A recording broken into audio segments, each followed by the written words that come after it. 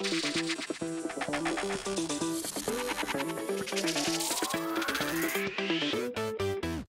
Chicago Bears, excuse my language, absolutely beat the shit out of the Carolina Panthers by a score of 36-10 to extend their home winning streak to 8 games now at Soldier Field. What's going on, guys? I'm back with another Chicago Bears post-game reaction video, which I'll be doing after every single Bears game this year. And oh my goodness, man, what a game by the Chicago Bears. Okay, this was the best case scenario for today, okay, to absolutely blow out and destroy a team, as you should, honestly, being a pretty talented team in the Bears. Like, I feel like we should be, blowing out some of these bad teams like the Carolina Panthers, and that is exactly what they did today, okay? The Bears took care of business and then some, okay? This game easily could have been 40-10, 50-10, if not for some horrible penalties that the refs called for, like, pretty bullshit reasons, and also just, like, some minor mistakes that the Bears are making in the second half. We only scored 9 points in the second half, which I'm saying only 9. That's still, a good amount of points, but obviously in the first half we had 27 points. So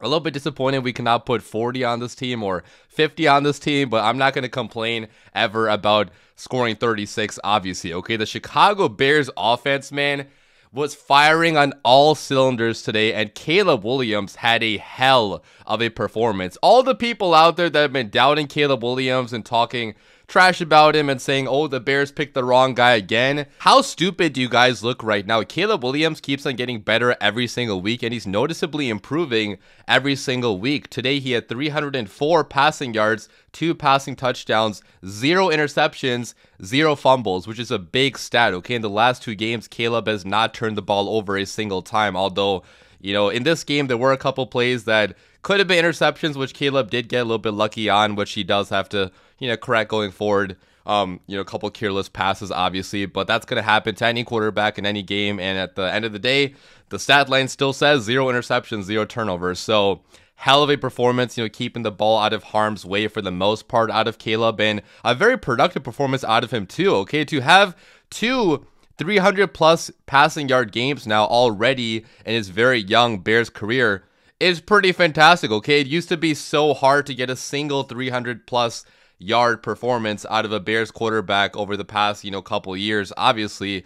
But Caleb already has done it twice now, and I know he has, fantastic weapons and, offensive mind in Shane Waldron, who, man, he has shut up the haters very fast. Okay, Shane Waldron's offense right now is just absolutely cooking. There's guys open all over the place, and it's really good to see. It's what I expected out of him entering this year. Now, it took a couple weeks to get the offense up and running, and even now, these are games against bad defenses, so I still want to see more out of this Bears offense against better competition to fully say that they have arrived, per se, but this was a hell of a performance, okay? 400-plus yards in this game, offensive yards. The ground game got going in this game. We had Swift go off for 73 rushing yards. He had a big-time screen pass as well, okay? He caught a screen pass, got a lot of yak. It was almost a touchdown. So great game out of DeAndre Swift. He's also shut up the haters in the last couple of games. Great game out of Roschon Johnson, too. He had a touchdown. He's been used as a goal line back pretty often now by Shane Waldron, which I absolutely love. That's what I wish he was doing,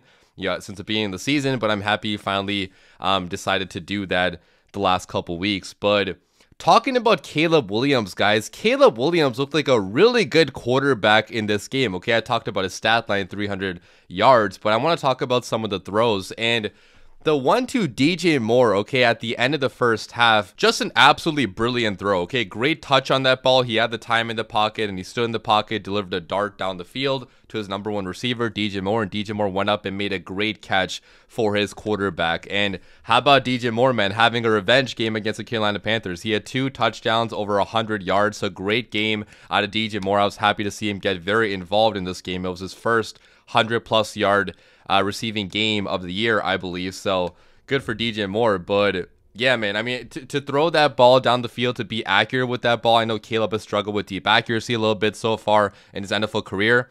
That was a pinpoint accurate ball, okay? So I think we're going to see Caleb's deep accuracy really start to shine here over the next couple weeks. I think the jitters are out of Caleb Williams now. Like the first couple of games, you could definitely tell he was kind of nervous and kind of jittery in the pocket and with his deep accuracy, but that's all being cleaned up now, okay? He looked like a pretty polished quarterback in this game. He looked like a veteran quarterback in this game, making adjustments at the line of scrimmage, which I have to say, man, for a rookie quarterback, making those checks, making those adjustments is very special. He has a mental processing skills of a veteran quarterback already in some aspects, right? Like, he still has a lot of room to grow, obviously. I'm not saying that he's arrived as a star quarterback just yet, but we saw some very impressive things out of Caleb Williams in this game. He had a sidearm throw, which is pretty cool. He had a couple scrambling plays too, where he showed off his ability to avoid pressure and still run with the football. He's a pretty good runner of the football. He chooses not to run. His first instinct is always to stay in the pocket, which I absolutely love, having a quarterback like this that wants to stay in the pocket and deliver darts down the field. Caleb is that type of quarterback. So, hats off to Caleb, man, for a very productive performance, for not turning the ball over and just making some fantastic throws in this game. And the entire Bears offense, man, was so damn good. Okay, Cole Kmet had a couple catches. Rome Odunze had 5 catches. Keenan Allen had 3 catches. Gerald Everett even had a catch. He made a big-time play to keep the chains moving. So what else can you say, man? I mean, hats off to the entire Bears offense. The offensive line was so damn good in this game. At points, I thought the Panthers were not even sending a pass rush out there with how much time Caleb had in the pocket in this game. And we saw what happens when Caleb gets time. Caleb is a very good quarterback with time in the pocket. So I hope our offensive line can be, this good going forward. Obviously, they're not going to be this good every single game because the Panthers have a terrible defense. So, it's not going to be every game where Caleb has this much time in the pocket. But I thought Caleb did a, very good job with the time he had today in the pocket. Switching over to talking about the Bears defense, man, and they had as good of a performance as the Bears offense, which I love to see the team clicking like that. It's so rare where the offense has a good game and the defense has a good game, but when that happens, obviously blowouts are going to happen. This Bears defense is so damn good. Like, this might be a top 5 defense right now in the NFL with how they're playing. I mean, they have a streak right now of allowing less than 21 points in, what is it, like 10 plus games? I forgot what the exact number is, but we have not allowed more than 21 points in a long ass time. And our defense does so many things well. We're so good in coverage. We're very disciplined in terms of tackling. You rarely see any missed tackles out of the Chicago Bears defense. They're really sound fundamentally in terms of tackling. They always know where they have to be. They're always in the right spots to make a big time play. We're forcing turnovers every single game. In this game, we had 3 turnovers forced by the Chicago Bears defense. One of them was a Jaquan Brisker monster hit, which forced the fumble and also injured Tommy Tremble. Hopefully Tommy Tremble is doing okay, but Tommy Tremble got absolutely blasted by Jaquan Brisker and the ball pops out. Gervon Dexter, I think, jumps on it, and that's a big time turnover for the Chicago Bears defense. We got the ball in the Panthers territory there and help the Chicago Bears get this blowout. And by the way, guys, Jaquan Brisker is playing such good ball this year in year 3. Okay, he's definitely having a breakout type of season. He's making big time plays literally every single game in coverage in terms of forcing turnovers too. So really happy to see the growth out of Jaquan Brisker in year 3. He's looking like a much better football player this year than he did last year. And talking about the other turnovers, so we had Kevin Byard come through for a big-time leaping interception down the field, which is a spectacular play in coverage by that man. And Kevin Byard has been a fantastic signing by Ryan Poles. He's been so good in coverage and a big upgrade over Eddie Jackson, at least what Eddie Jackson has been for the Bears, or had been for the Bears the last couple of years, right? So Kevin Byard has really, solidified the Bears secondary for sure. And, that was a big time play made by him. There was also another forced fumble, which I think Tremaine Edmonds forced that, and Kyler Gordon recovered that. So getting 3 turnovers was really fantastic. We also got after the quarterback in this game, which I was so impressed by because the Panthers actually had a voice crack there, but the Panthers actually had a pretty good offensive line, right? Like, they were ranked pretty highly in terms of PFF pass blocking grade and pass block win rate, all the stats. Like, Panthers fans were even talking about them having a pretty good offensive line this year, but the Bears D-line destroyed the Panthers O-line in this game. There was so much pressure on Andy Dalton in this game. He got sacked 4 times. Kyler Gordon had half a sack. DeMarcus Walker had half a sack. Gervon Dexter had a sack. Austin Booker had a sack.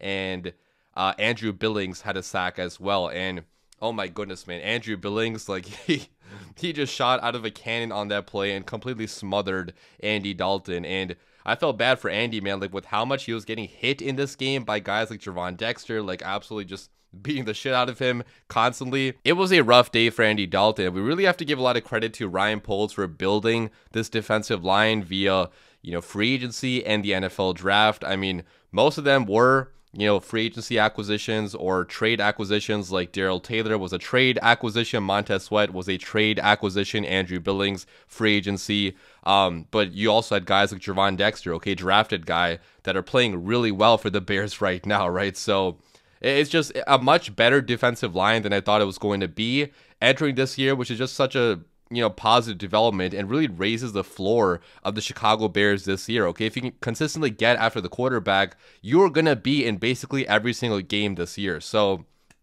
really fantastic stuff out of the Bears defensive line. And talking about some of the guys in the secondary, I mean, I talked about Kevin Byard already, but Tyreek Stevenson had a couple bad plays, but also made, some fantastic plays in coverage where he's flying in there to swat a ball or make a big time tackle. So still pretty high on Tyreek. I know, again, he does allow some big time plays. Like that's been somewhat of an issue this year, but the Bears defense in general has been so damn good where I think his playmaking ability, his ability to get turnovers really outweighs some of the negative plays he has in coverage, but we'll see if that, becomes an issue down the road. But all in all, man, like such a good game by the Chicago Bears defense. Matt Eberflus completely outcoached Dave Canales in this game, which I thought was pretty impressive. Okay, his defense, completely stifled the Panthers offense almost from beginning to end. They allowed the big time touchdown run in the first quarter, but that was basically the only bad play they had on defense. All in all, a great day at the office for the Chicago Bears defense. So leave your comments down below, guys. It's always fun to have games like this where you're just like absolutely beating the snot